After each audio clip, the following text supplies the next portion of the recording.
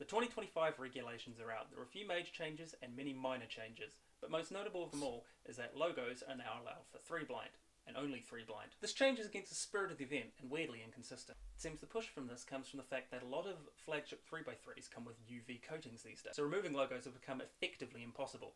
You have to remove the UV coating, which defeats the purpose of having it.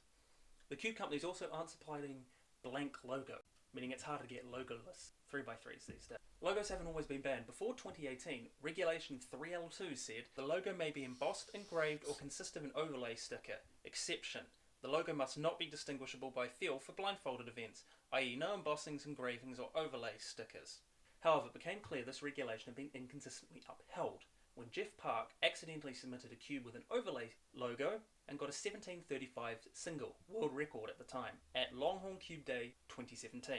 It was DNF. And people pointed out the inconsistencies, since the current 4-blind world record held by Kai-Jun Lin at the time used an overlay logo too. It had become clear that the regulation had been followed inconsistently across the world. Some delegates just wouldn't allow overlay logos at all, and others would if they deemed it to be indistinguishable by feel. Due to these inconsistencies, the WRC decided to ban all logos for blind. Fast forward to today, and this new change will allow all logos from 2025 onwards. Cube manufacturers don't use overlay logos as much anymore, but all custom logos are overlay stickers, and you can feel them.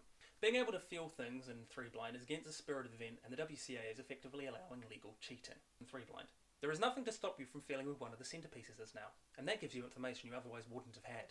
It obviously allows you to know where the centerpiece is, allowing you to check if you've done the slice move properly if you're unsure, which can be taken advantage of at all levels. Well, this would be most problem with kids trying to get a 7-minute success, and Elite Zelda could use it to their advantage too. It doesn't take long to put your pinky on the D center to check for an overlay logo. And it will slow them down, sure, but it's only like a second at most. And when you've got 2 DNFs and a major championship second round and you're trying to safety to get a success, you can now do this. So there are definitely many reasons for people to exploit this change. It's also weirdly inconsistent. Multi-blind was one of the reasons people were arguing for this change, so people could more easily submit cubes.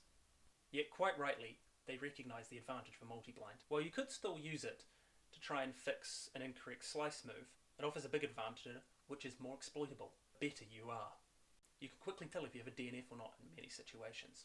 I mean, you can just move on to the next cube immediately, without finishing exec, which saves way more time than trying to fix a forgotten slice move. As for big blind, a 4-blind center isn't fixed, so that's a completely different thing. And the 5-blind advantage is the same as 3-blind. So there's a way to exclude that when you include 3-blind, and looking through some of the documentation of these changes on GitHub, it does seem 5-blind was included at some point. If we have to have logos, we should revert to the pre-2018 regulation and explicitly ban overlay logos. They're the only other type of major logo you have. Now UV-coated cubes are becoming the norm, but it's just easier to maintain a blanket ban in a few specific circumstances.